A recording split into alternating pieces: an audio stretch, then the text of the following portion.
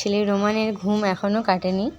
ও এমন ভাব করছে আরও ঘুমাবে, কিন্তু পড়তে যাওয়ার টাইম হয়ে গিয়েছিল। দুটো ব্যাগ আমি রেডি করে রেখেছি, ওর দিদির আর ওর দিদিকে দেখো ওইদিকে গিয়ে দরজার ধারে খেলছে এখনও। আর রোমান বিছানায় আবার ইচ্ছে করছে ঘুমিয়ে পড়ি। তো দেখো বিকালটা কত সুন্দর, হালকা রোদের বিকেল ছিল কাল।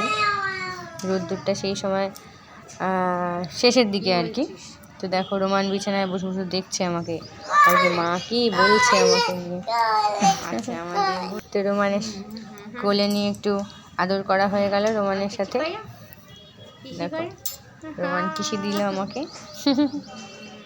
আমার ছোট্ট সোনা এটা। আর একটা সোনা আছে, ওইদিকে খেলাধুলা করছে। কেমন লাগছে ব্লগগুলো বলো। আর আমার এই দেখো রুমি, আমার মেয়ে ফুল প্যান্ট পরতে যাওয়ার টাইম হয়ে গেছে, তো সেই জন্য ওকে বললাম রেডি হ। ও প্যান্ট সোয়েটার সব পরে রেডি হচ্ছে। 5:30 বেজেই গেল প্রায়। কি করছো দেখো রেডি হয়ে এখানে ব্রাশ নিয়ে ট্রেন চালাচ্ছে। ও ট্রেন গাড়ি খেলে। এখানে আমিও রেডি হয়ে গেছি। আমি রেডি হয়ে গিয়েছিলাম, বেরোবো একসাথে দুজনকে নিয়ে। যাই হোক, তারপর পড়তে দিয়ে এলাম আন্টির বাড়ি। দিয়ে ওখান দিয়ে একদম প্রতিদিনের আমার যে রুটিন আর কি, লোকনাথ বাবার মন্দিরে আমি যাই একটু ঘুরে ঠাকুর প্রণাম করে ওখান থেকে তারপর ওকে আনতে যাই ওদেরকে। তো মাঘী পূর্ণিমা গতকাল, তোমরা জানো 12 তারিখ, সেই জন্য এখানে প্যান্ডেল করা হয়েছে। লোকনাথের মন্দিরটা কত সুন্দর করে সাজানো হয়েছে দেখো। এই মন্দিরটা হচ্ছে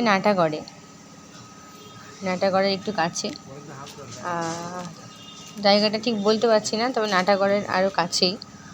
সবাই জানে আমাদের নাটাগড়ে লোকনাথ বাবার মন্দির বললেই চিনে যাবে, সবাই দেখিয়ে দেবে আর কি। তো ওখানে গেলাম, ঠাকুরের দর্শন নিলাম।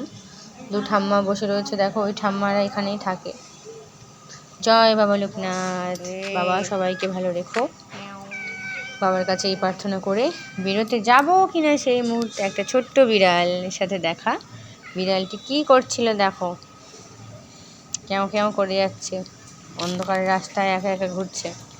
আমি সাইকেলটা নিয়ে বেরোলাম, সাইকেল চালিয়ে তারপর চলে যাব।